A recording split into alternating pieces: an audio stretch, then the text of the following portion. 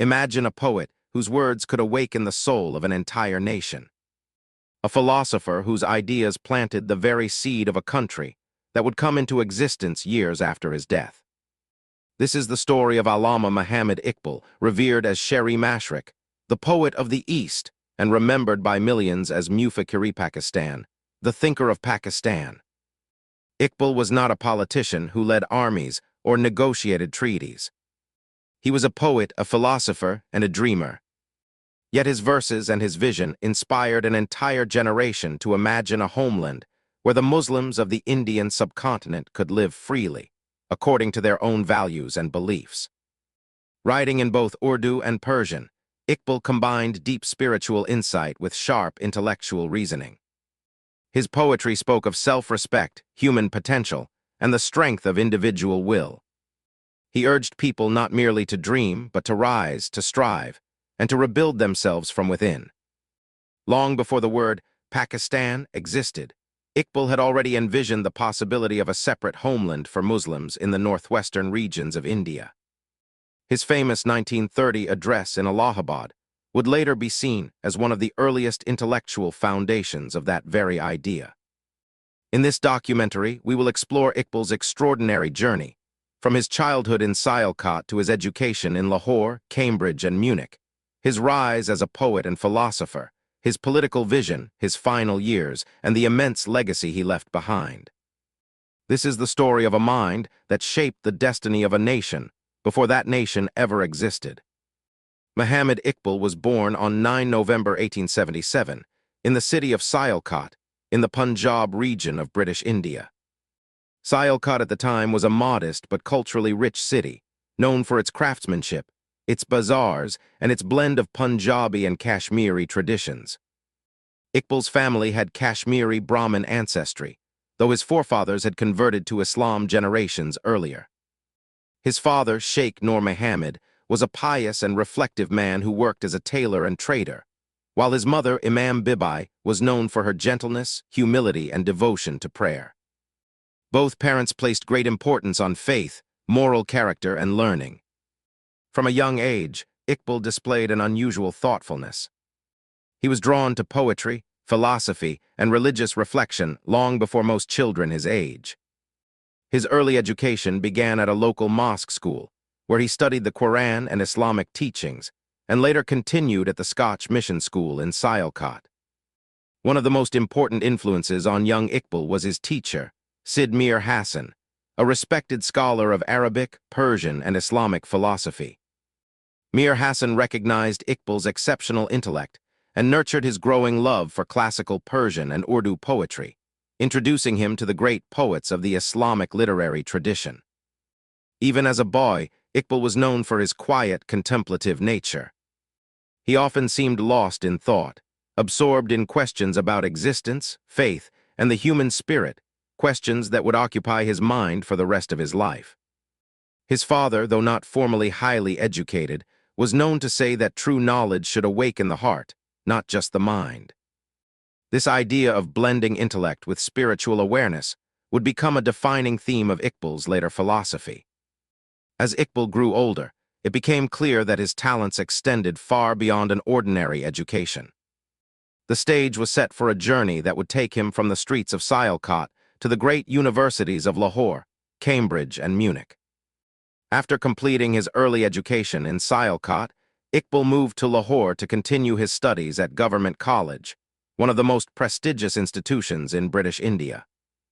There, he came under the mentorship of Sir Thomas Arnold, a British Orientalist and philosopher who deeply influenced Iqbal's intellectual development. At Government College, Iqbal studied philosophy, Arabic, and English literature, earning both a bachelor's and later a master's degree. During this period, he also began writing poetry that attracted attention for its depth and originality, blending classical Persian style with new, thought-provoking ideas. Encouraged by Sir Thomas Arnold to pursue further studies abroad, Iqbal traveled to England in 1905. He enrolled at Trinity College, Cambridge, where he studied philosophy under some of the era's leading thinkers. It was here that Iqbal was exposed to Western philosophical traditions, including the works of Hegel, Nietzsche, and Bergson, ideas he would later weave into his own distinctly Islamic philosophy. While in England, Iqbal also studied law and qualified as a barrister at Lincoln's Inn, following a path similar to many other Indian intellectuals of his generation. From England, Iqbal traveled to Germany, where he enrolled at the University of Munich. There, he earned a doctorate in philosophy, writing his thesis on the development of metaphysics in Persia. This period deepened his understanding of both Eastern and Western philosophical thought, and it shaped the intellectual foundation for the ideas he would spend the rest of his life expressing through poetry. Iqbal's years in Europe were transformative. He began to see that, while the West had achieved remarkable material and scientific progress, it often lacked spiritual depth. At the same time, he felt that the Muslim world possessed profound spiritual wisdom, but had grown intellectually stagnant and politically weak. This tension between spiritual richness and material strength became the central theme of Iqbal's philosophy, the belief that true progress required reawakening the inner strength, or Khudi, of the self. By 1908, having completed his studies, Iqbal returned to India, no longer just a promising young poet, but a philosopher with a global education and a distinctly original vision for the future of Muslims in the subcontinent. Upon returning to Lahore, Iqbal began working as a teacher of philosophy and later practiced law, but his true passion remained poetry. Over the following years, he composed some of the most influential verses in Urdu and Persian literature. Central to Iqbal's poetic philosophy was the concept of Khudi, often translated as selfhood or self-realization. Iqbal believed that individuals and nations could only achieve greatness by strengthening their inner self, cultivating self-respect, discipline, and purposeful action, rather than passively accepting fate. This philosophy was expressed powerfully in his Persian Masnavi, Asrar-i-Khudi, The Secrets of the Self, published in 1915. The work argued that human beings were not meant to lose themselves in passivity or resignation, but to actively strengthen their will and character in order to fulfill their potential. Iqbal's poetry also spoke to the broader Muslim world. He mourned what he saw as the intellectual and political decline of Muslim societies, while simultaneously calling for a revival rooted in both faith and reason. He urged Muslims to look inward, rediscover their spiritual strength, and engage confidently with the modern world rather than retreating from it. Unlike many poets of his era, Iqbal did not write purely for artistic beauty.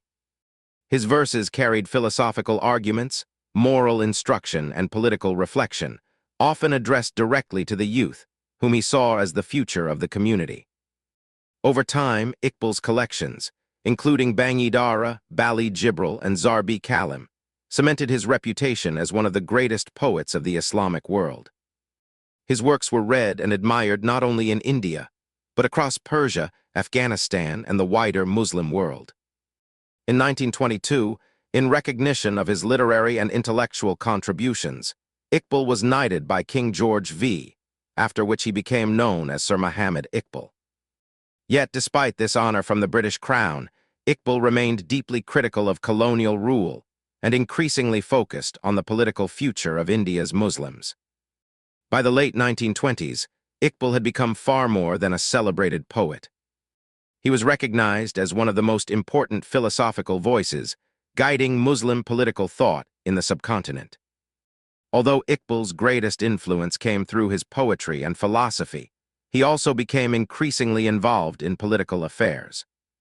He served for a period in the Punjab Legislative Council, where he engaged directly with the practical challenges facing Muslims in British India. By the late 1920s, political tensions between the Indian National Congress and the Muslim League had grown considerably. Many Muslim leaders feared that in a future independent India, Muslims would remain a permanent political minority, without adequate protection for their religious and cultural identity. It was in this context that Iqbal delivered his most historically significant political statement. In December 1930, as president of the All India Muslim League's annual session in Allahabad, Iqbal addressed the gathered delegates with a vision that would echo for decades to come. In his address, Iqbal proposed the idea of a separate, consolidated Muslim state within the northwestern regions of India, encompassing Punjab, Sindh, the northwest frontier province, and Balochistan. He argued that such a state was necessary not out of hostility toward other communities, but to allow Muslims to develop according to their own religious and cultural principles, free from being permanently overshadowed by a much larger majority. While Iqbal did not use the word Pakistan, and the proposal was not yet a fully developed political plan, his address is widely regarded by historians as one of the earliest and most influential intellectual foundations for what would eventually become the demand for Pakistan.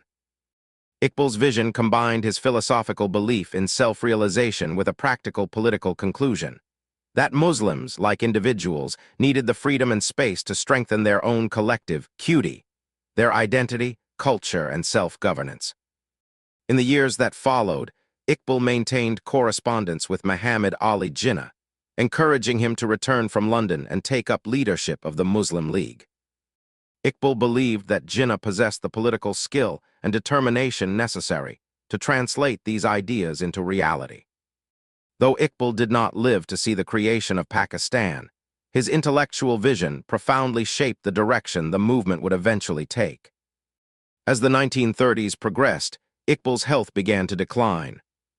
Years of intense intellectual work, extensive travel, and public engagements had taken a toll on his body. He suffered from various ailments, including problems with his eyesight and throat. Despite his declining health, Iqbal continued to write, reflect, and engage with the political and intellectual currents of his time. He remained deeply concerned about the future of Muslims in India, and he continued to correspond with political leaders, scholars, and admirers from across the Muslim world. During this period, Iqbal also became closely associated with Muhammad Ali Jinnah, whom he regarded as the leader most capable of securing genuine political rights for India's Muslims. Their exchange of letters during the mid-1930s reveals Iqbal's growing conviction that constitutional safeguards alone would not be sufficient, and that a more decisive political solution was required. Iqbal's home in Lahore became a gathering place for scholars, poets, and political figures who sought his counsel and were inspired by his vision. Even as his physical strength weakened, his intellectual influence continued to grow. Throughout these final years, Iqbal continued producing poetry that reflected both personal reflection and broader philosophical themes, meditations on mortality, faith, human destiny, and the responsibilities of leadership. By the mid-1930s, it had become clear to those close to him that Iqbal's health was seriously deteriorating. Yet even in physical decline, his mind remained sharp, and his commitment to his people's future never wavered. By 1937, Iqbal's health had worsened considerably. He suffered from chronic illness that made public appearances increasingly difficult, though he continued to receive visitors and correspond with political and literary figures until close to the end. Despite his physical suffering, Iqbal remained mentally engaged with the political developments of his time, closely following the activities of the Muslim League, and continuing to advocate for the protection of Muslim political and cultural rights in India. On 21 April 1938, Allama Muhammad Iqbal passed away in Lahore at the age of 60. His death was mourned across the subcontinent, with tributes pouring in from political leaders, poets, scholars, and ordinary admirers who had been touched by his words. Iqbal was laid to rest in a specially built mausoleum near the entrance of the historic Badshahi Mosque in Lahore, a location of immense cultural and spiritual significance. His tomb, known as Mazar-e-Iqbal, remains one of the most visited and revered sites in Pakistan today. Although he did not live to see the creation of Pakistan nearly a decade later, Iqbal's ideas had already become deeply woven into the political consciousness of the Muslim League and its supporters. Iqbal's influence did not end with his death. In many ways, it grew stronger. As the Pakistan movement gained momentum through the 1940s, his poetry and philosophy became a source of inspiration for political leaders and ordinary citizens alike. Muhammad Ali Jinnah himself acknowledged Iqbal's role in shaping the intellectual case for a separate Muslim homeland, and Iqbal's verses were frequently quoted at political gatherings to inspire unity and determination among the Muslim League's supporters. Iqbal's central philosophical themes, self-respect, spiritual strength, the courage to strive rather than simply accept circumstances, resonated deeply with a community seeking to define its own political future. When Pakistan finally came into existence on 14 August 1947, many saw it as the fulfillment of a vision Iqbal had articulated nearly 2 decades earlier. For this reason, he came to be remembered not merely as a poet, but as the spiritual and intellectual father of the idea of Pakistan. Today, Allama Iqbal is remembered as Pakistan's national poet, and his birthday, 9 November, is celebrated annually as Iqbal Day, marked by public ceremonies, literary discussions, and reflections on his contributions. His poetry continues to be studied in schools, universities, and literary circles, not only in Pakistan, but across the wider Persian and Urdu-speaking world, including Iran, Afghanistan, and India. His philosophical works are examined by scholars of Islamic thought, comparative philosophy, and South Asian history. Iqbal's image and verses appear on currency, postage stamps, monuments, and public institutions throughout Pakistan. Streets, universities, and even an international airport bear his name, reflecting the depth of his lasting influence. Beyond Pakistan, Iqbal is recognized internationally as one of the most significant Muslim philosophers and poets of the modern era, admired for his ability to bridge Eastern spiritual tradition with Western philosophical inquiry. Allama Muhammad Iqbal's life was a remarkable journey from a thoughtful young boy in Sialkot to one of the most influential philosophical and poetic voices in modern Islamic history.